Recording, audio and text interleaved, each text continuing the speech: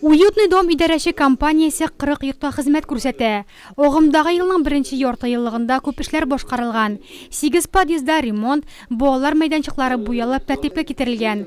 Шуңадырмы халык җыенында әлеге идарәче компания адресына шикаятләр аз булды. Безнең инде көндәлек эш шушы водоканал, су буенча, канализация буенча. Аларны һәр безнең инде бер сәгать эчендә ул эшләрне эшлибез. Килгән заявкаларны үтибез. Барлык подъездларда да үткәрдек. Косметический дип ремонт дип аталган ремонт үткәрдек. Димахотларда, вентканаллар буенча һәр көн эш алып барабыз. Әминә торак коммуналь хуҗалыгы идарәче компания эшеннән канәгатьсезлек белдерүчеләр шактый булды. Сүз нигездә чүп чарларны вакытында җыештырмау хакында.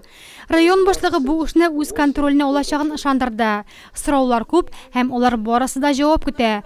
Александр Музиковны мәсәлән хуҗасыз этләр мәсьәләсе борчый. Со стороны посадки Олмалык янындагы урман полосасы янында хуҗасыз этләр күбәйде. Шул тирәдән ерак түгел балалар мәйданчыгы төзеделәр. Ә балалар этләрдән куркып анда барырга да курка. И вот они боятся собаки.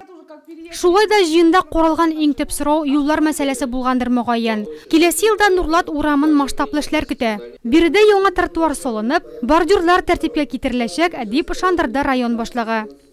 Вы должны понимать и о том, что под каждый соответствующий мероприятие необходимо сформировать пакет документов, проектно-сметную документацию, сформировать лимит и уже потом начинать его осваивать.